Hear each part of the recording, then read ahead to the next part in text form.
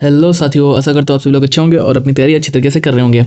तो साथियों, कुछ स्टूडेंट्स ने मुझे फ़ोन करके कहा कि भैया लखनऊ यूनिवर्सिटी के लिए जो आपका बीए है उसके कुछ पीवाईक्यूज़ अपलोड कर दीजिए। तो मेरे पास मैंने कुछ सर्च करके पीवाईक्यू लाया हूँ और जो है इनको अपलोड कर देता हूँ। ठीक है, तो उससे पहले मैं थोड़ा एक्सप्लेन कर दूँ कि ये पॉलिटिकल साइंस का लेक्चर होने वाला है। पेपर फर्स्ट आपका है थ्योरी। ओके, ये थ्योरी का है। पेपर कोड है 21-321। तो इसमें ना टोटल जो 10 क्वेश्चन आते हैं, टोटल 10 में से आपको जो है 4 क्वेश्चंस करने होंगे। तो सेक्शन ए होता है, सेक्शन बी होता है। सेक्शन ए में आपको 2 में से एक क्वेश्चन करना होगा जो कि आपका 15 नंबर का होगा, और सेक्शन बी में से आपको टोटल 3 क्वेश्चन करने होंगे जो कि 20 नंबर के होंगे। ओके, तो ये 3 चक्कू 60 हो जाएंगे इधर, और ये 15। ठीक है, तो मतलब टोटल 75 नंबर का ये पेपर हो जाएगा। 25 नंबर का आपका प्रैक्टिकल रहता है। चलिए सेक्शन फर्स्ट की तरफ हम लोग चलते हैं। तो सेक्शन फर्स्ट हमारा, इसमें से कोई आपको एक करना होगा। 2 क्वेश्चन होंगे, टू क्वेश्चन 1 और ये रहा आपका क्वेश्चन नंबर 2। तो क्वेश्चन 1 चलिए एक्सप्लेन करता हूँ, इसको देखता हूँ क्या लिखा है। Explain the definition and meaning of political science and discuss the nature and scope of political science as a discipline. तो इसमें आप लोगों को क्या करना होगा कि जैसे बोल रहा है एक्सप्लेन द डेफिनेशन, तो आपको डेफिनेशन एंड मीनिंग एक्सप्लेन कर देना political science. Discuss the nature and scope of political science as a discipline.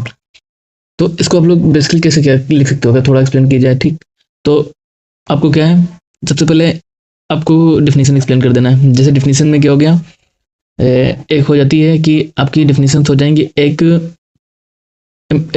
Traditional. Okay, और एक हो जाएगी ट्रेडिशनल के साथ साथ एक हो जाएगी मॉडर्न। तो ट्रेडिशनल में आप किसको लिख सकते हो, जैसे एरिस्टोटल की डेफिनेशन लिख लो। और मॉडर्न में आप बता सकते हो कि मॉडर्न में क्या स्टडी करता है, study of power and authority. और ट्रेडिशनल की अगर बात की जाए तो इसमें आप लिख सकते हो जैसे कि स्टडी ऑफ स्टेट। अगर ट्रेडिशनल में जैसे स्टोरी एरिस्टोटल दिए हैं तो क्या कहते हैं कि स्टडी ऑफ स्टेट। ओके, अभी इसका ना थोड़ा मैं वो आपको कुछ पेजेस ज्वाइन कर दूंगा जो आपको आप उनसे स्टडी कर लेना, काफ़ी बेस्ट रहेगा। और अब बात की जाए कि मीनिंग ऑफ पॉलिटिकल साइंस, तो मीनिंग में क्या हो जाएगी, जैसे ये क्या पॉलिटिकल साइंस किससे क्या डील करता है। तो मीनिंग में क्या हो जाएगा कि it governs, okay, decision making, power of distribution. तो ये चीज़ें आप उसमें जो है आप लिख सकते हो, पावर ऑफ डिस्ट्रीब्यूशन। ओके, तो ये चीज़ें लिख सकते हो। और अगला इधर क्या, discuss nature and scope of political science. तो नेचर क्या हो जाएगा, इट इज़ साइंस और फिलोसफी। अगर ये साइंस है या साइंस नहीं है तो ये चीज़ इसमें लिख सकते हो। जैसे कि इसमें थॉट्स में क्या आप लिख सकते हो, एम्पेरिकल। और दूसरा हो जाएगा आपका ये नॉर्मेटिव। तो अब जैसे एम्पेरिकल और नॉर्मेटिव की बात की जाए तो एम्पेरिकल में क्या हो जाएगा, जैसे स्टडी, एम्पेरिकल में हम लोग क्या स्टडी करते हैं, what is focusing on observable. ठीक है, कि मतलब कि किस चीज़ पे फोकस करना चाहिए, like facts, data and scientific methods. Okay, और नॉर्मेटिव की अगर बात की जाए तो नॉर्मेटिव में क्या हो जाएगा कि मतलब क्या होना चाहिए पॉलिटिकल साइंस के अंदर, कि हम जो अगर पढ़ाई कर रहे हैं इसके अंदर तो ये क्या पढ़ाई करनी चाहिए, क्या इससे क्या बेनिफिट्स होगा पॉलिटिकल साइंस का। तो ये चीज़ हो जाएगा नॉर्मेटिव में। चलिए, और चलिए क्वेश्चन सेकंड देखते हैं हम लोग। Explain the inductive and deductive methods of study of political science.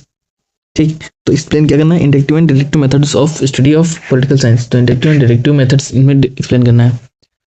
तो अब जैसे इंडक्टिव मेथड की बात की जाए, इंडक्टिव की, तो इंडक्टिव मेथड में क्या हो जाएगा, start from the specific observation like build general theories. Example की अगर बात की जाए तो इसमें क्या हो जाता है कि वोटिंग का मेथड पढ़ो। ठीक है, क्या डेमोक्रेसी है नहीं कि ऑटोक्रेसी है, कैसा क्या है। और डिडक्टिव मेथड की अगर बात की जाए, ठीक, तो इसमें जनरल एनालिसिस रहता है, जैसे कि apply some cases, separation of power, जैसे फेडरल सिस्टम, फेडरल हो गया आपका federal system. Like federal system में क्या होता है कि पावर डिस्ट्रीब्यूट करते हैं हम लोग, लाइक सेंटर के बीच एंड स्टेट के बीच। तो सेंटर को कौन सी पावर, जैसे अपने यहाँ जो सेंटर है ये सबसे ज़्यादा पावरफुल है, कि सेंटर के पास सबसे ज़्यादा पावर, उसके बाद स्टेट के पास पावर आती है। तो ये हो जाता है empirical inductive and directive methods में पढ़ने का मतलब। चलिए अब सेक्शन बी की तरफ हम लोग चलते हैं। तो सेक्शन बी में हमें कोई 3 क्वेश्चन करने होंगे जो कि हर एक क्वेश्चन आपका 20 नंबर का होगा। तो थर्ड क्वेश्चन है, critically explain the institutional and historical approach has to the study of political science. तो क्या हमें एग्जामिन करना है क्या, इंस्टीट्यूशनल एंड हिस्टोरिकल अप्रोच। ठीक है, इंस्टीट्यूशनल हिस्टोरिकल अप्रोच अगर पढ़ना है तो इंस्टीट्यूशनल अप्रोच में बेसिकली क्या होता है कि हम लोग उसमें फोकस करते हैं, लाइक इंस्टीट्यूशन जैसे क्या हो गया, कॉन्स्टिट्यूशन आपका हो गया, लेजिस्लेचर हो गया, ये आपके इंस्टीट्यूशन बन जाते हैं। लेजिस्लेचर हो गया, जुडिशरी ये कि आपका इंस्टीट्यूशन हो गया, और एग्जीक्यूटिव, ये सारे आपके इंस्टीट्यूशन हो जाते हैं। अगर बात की जाए हिस्टोरिकली अप्रोच के बारे में, ठीक है, तो हिस्टोरिकल अप्रोच लाइक क्या इवेंट्स हुए हिस्ट्री में। ओके, एवोल्यूशन ऑफ डेमोक्रेसी, की डेमोक्रेसी का की शुरुआत कैसे हुई, अगर हमारे भारत में डेमोक्रेसी आई तो इसकी शुरुआत कैसे हुई। और जैसे नॉर्थ कोरिया में वहाँ पे ऑटोक्रेसी है, मतलब डिक्टेटरशिप एक प्रकार से बोल सकते, डिक्टेटरशिप है वहाँ पे। ओके, तो उसकी शुरुआत कैसे हुई, तो ये चीज़ हो जाती है हिस्टोरिकल अप्रोच में, उसमें पढ़ते हैं। ओके, तो चलिए अगले क्वेश्चन की तरफ हम लोग चलते हैं। चलिए क्वेश्चन नंबर 4 की तरफ हम लोग चलते हैं। क्वेश्चन नंबर 4 है discuss the post behavioural approach to the study of political science, why is relevance theory important to post behaviouralist, explain. तो हमें पोस्ट बिहेवियरल अप्रोच का एक्सप्लेन करना है और रेलेवेंस थ्योरी को बताना है। ओके, तो बिहेवियरलिज्म क्या होता है, बिहेवियरलिज्म जो होता है कि मतलब इसमें ना साइंटिफिक स्टडी करते हैं, value free study of politics. ये बेसिकली कब पड़ता है, पोस्ट बिहेवियरलिज्म की अगर बात की जाए तो 1950s में पड़ता है। और पोस्ट बिहेवियरलिज्म एक अगर 1960s की बात की जाए, 1960s की बात की जाए तो ये उस टाइम पे क्या डिमांड करने लगा कि एक्शन ओरिएंटेड रिसर्च करो, कि मतलब तथ्यात्मक रिसर्च करो जो होनी चाहिए। और रिलायंस थ्योरी की अगर बात की जाए तो ये मैं बताता है कि रियल वर्ल्ड की प्रॉब्लम जो है उनको सॉल्व करो। लाइक हर जगह पॉवर्टी है, इसको हटाओ। ओके, इनइक्वालिटी है, ये भी सॉल्व करो। लोग भूखे मर रहे हैं, इन चीज़ों पे ध्यान दीजिए, ये बात हो गई। चलिए क्वेश्चन नंबर 5 है, make a comparative study of a man tools of behaviourism and post behaviourism. तो अगर टूल्स की कंपैरिजन की बात की जाए तो बिहेवियरिज्म टूल्स की अगर बात की जाए, मेन टूल्स ऑफ बिहेवियरिज्म, तो ये हो जाती हैं survey, research, statistical analysis, hypothesis testing and observation. ये सारी टूल्स हो जाते हैं बिहेवियरिज्म की। अगर पोस्ट बिहेवियरिज्म की टूल्स बात करें तो normative and analysis, policy relevance, activism, ठीक है पॉलिसी रेलेवेंस है नहीं है, एक्टिविज्म, इंटरडिसिप्लिनरी मेथड्स। अगर दोनों की कंपैरेटिव की बात की जाए तो जो बिहेवियरिज्म होता है हमारा, तो ये साइंटिफिक तरीके से रहता है। और पोस्ट बिहेवियरिज्म की अगर बात की जाए पहले वाली, ठीक है, तो ये सोशल रेलेवेंस के, अगर सोशल सामाजिक के तौर तरीकों पे अधिकतम ये था। ओके, चलिए चलिए क्वेश्चन नंबर 6 की तरफ चलते हैं। क्वेश्चन नंबर 6 से critically explain the divine theory of the origin of the state. तो हमें डिवाइन थ्योरी बतानी है ओरिजिन ऑफ द स्टेट। तो स्टेट की है मतलब कैसे क्या हमारा ओरिजिन हुआ, इसके लिए क्या इंपॉर्टेंट है, लाइक कौन कौन से फैक्टर इसको इंपॉर्टेंट करते हैं स्टेट के लिए, क्या इसका वैल्यू है, क्या फंडामेंटल्स होने चाहिए, क्या इसका प्रोटेक्शन है, क्या नहीं है, मतलब इसमें क्या क्या होना चाहिए, क्या नहीं है, क्या है, सब कुछ आपको बता देना, सब कुछ लिख देना। ओके, कोई दिक्कत नहीं है इसमें। Okay, I hope you understand it very well. चलिए क्वेश्चन नंबर 7 की तरफ चलते हैं। क्वेश्चन नंबर 7 है explain the main features of liberal state and socialist state. तो रेबुलर स्टेट और सोशलिस्ट स्टेट में क्या अंतर है और क्या इसके फीचर्स हैं। Like for example liberal state जो है उसमें क्या इंडिविजुअल राइट्स हैं, ओके, लिमिटेड गवर्नमेंट है and free market and plus democracy रहेगी आपकी। रेबुलर स्टेट में डेमोक्रेसी तो एक महन पिलर हो जाता है ना लिबरल स्टेट का, तो ये तो होगा ही। और अगर सोशलिस्ट स्टेट की बात की जाए, ठीक है, तो इसके क्या फीचर्स रहेंगे, लाइक कलेक्टिव ओनरशिप रहती है इसमें, इक्वलिटी है, वेलफेयर है, प्लान इकोनॉमी है, तो ये सारी चीज़ हो जाती है इसमें। और इस रही बात तो इसमें explain the main features of liberal state and socialist state. हालांकि इसके रिलेशनशिप की बात नहीं कर रहा, तो इसमें आप अगर एक्सप्लेन करना चाहें तो कर सकते हैं, अदरवाइज मत करना। क्वेश्चन नंबर 8 है what do you understand by the rule of law, explain its role in democracy. तो रूल ऑफ लॉ से हम क्या समझते हैं और इसका क्या मतलब, रूल ऑफ लॉ से हम क्या समझते हैं और explain its democrat, what do you understand by rule of law, explain its role in democracy. तो रूल ऑफ लॉ से हम क्या समझते हैं और इसका क्या रोल है डेमोक्रेटिक स्टेट में, ठीक है। तो एक रूल लॉ का क्या एक रोल है डेमोक्रेटिक स्टेट में। तो अगर बात की जाए इसकी मतलब, तो लॉ क्या हो जाता है, एक लॉ क्या हो जाता है हमारा एक, कि ये इक्वलिटी हर चीज़ को प्रोवाइड करता है। लॉ क्या है, हर चीज़ प्रोवाइड करता है कि एक स्टेट में, डेमोक्रेटिक स्टेट में लॉ देखता है कि कहीं पे आर्बिट्ररी मतलब अनलिमिटेड पावर्स तो नहीं मिल रही किसी को। फॉर एग्जांपल अगर हम इंडिया की बात किया जाए तो हमारे जो पीएम है नरेंद्र मोदी, तो इनको एक अनलिमिटेड पावर नहीं दी गई है, आप एक हद तक ही कोई काम कर सकते हो। ओके, तो इन लोगों को जितने भी हैं हमारे, जो भी हैं, जो हमारे मेकिंग जो लॉ बनाते हैं, जुडिशरी, हर चीज़ के पास एक लिमिटेड पावर रहती है, किसी को अनलिमिटेड पावर नहीं दी गई हमारे स्टेट में।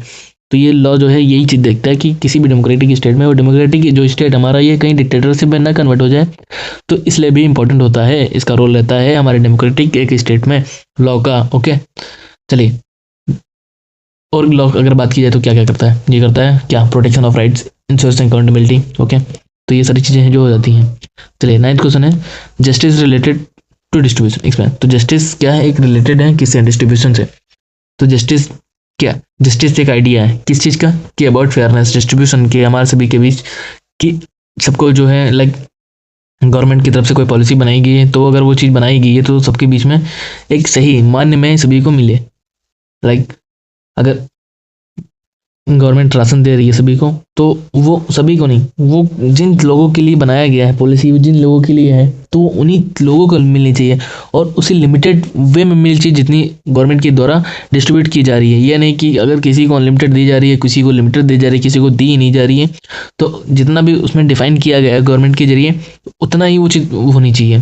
तो ये हो जाता है एक जस्टिस। जस्टिस एक हो जाता है कि एक माइंडसेट है कि हाँ भाई ऐसे नहीं, ऐसे होना चाहिए, तो वही चीज़ हो जाती है। चलिए, और जस्टिस क्या है? जिसे राइट्स को हमारे प्रोटेक्ट करता है, वही चीज़ है ना कि ये हमारा थॉट है कि हमारे राइट्स कहाँ पे उल्लंघन किए जा रहे हैं, कहीं पे नहीं किए जा रहे हैं, तो एक थॉट है, तो वही चीज़ हो जाती है। अपॉर्चुनिटी, लाइक अपॉर्चुनिटी सभी को बराबर मिले नहीं मिल रही, अगर इनमें यहाँ जस्टिस में क्या हो जाता है कि जस्टिस अगर देखा जाए ना कि अगर जब आप एक्सप्लेन करोगे ना तो ऐसा एक्सप्लेन करना है हिस्ट्री को लेते हुए।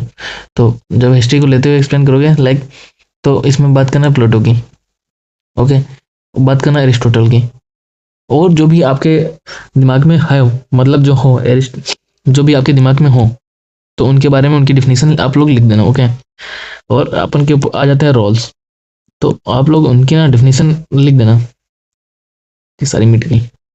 प्लूटो हो जाते हैं, एरिस्टोटल हो जाते हैं, रोल्स हो जाते हैं, ओके। तो प्लूटो की अगर बात की जाए तो ये फंक्शनल जस्टिस की बात करते हैं, ये डिस्ट्रीब्यूशन जस्टिस की बात करते हैं, और जो लास्ट वाले हैं ये आपकी फेयरनेस जस्टिस की बात करते हैं। तो ये सारी चीज़ लिख देना। चलिए, क्वेश्चन नंबर 10 है, what do understand by equality? Equality से आप क्या समझते हैं? What is the relationship between liberty and equality? और लिबर्टी और इक्वालिटी की रिलेशनशिप की अगर बात की जाए तो इससे भी आप क्या समझते हो, इसको एक्सप्लेन करना, आपको एक्सप्लेन करना होगा। तो इक्वालिटी क्या होती है? इक्वालिटी सीधी सी बात है भाई, इक्वल राइट्स, इक्वल अपॉर्चुनिटी, सब चीज़ इक्वल होनी चाहिए सभी के साथ। और लिबर्टी की अगर बात की जाए तो लिबर्टी क्या है? हमें फ्रीडम, लिबर्टी हमें फ्रीडम देती है। हमें फ्रीडम देती है किस चीज़ की? Freedom of thoughts, freedom of action and expression, कि हम लोग क्या क्या कर सकते हैं। और इन दोनों की रिलेशनशिप की अगर बात की जाए, रिलेशनशिप की अगर बात की जाए तो रिलेशनशिप क्या है? रिलेशनशिप की अगर बात की जाए तो मस्ट बी बैलेंस, दोनों को मतलब क्या है कि बराबर बैलेंस करते हुए चलना है। लिबर्टी और इक्वलिटी दोनों को क्या है? बराबर बैलेंस करते हुए चलना है। दोनों सेफगार्ड करते हैं किस चीज़ को? हमारे कॉन्स्टिट्यूशन को, डेमोक्रेटिक वे को, इन चीज़ों को जो है दोनों सेफगार्ड भी करते हैं। तो ये सारी पॉइंट्स आपको जो है उसमें लिख देना है। चलिए टाटा बाय बाय, यहीं पे लेक्चर खत्म होता है, मिलते हैं सोनी नेक्स्ट लेक्चर में।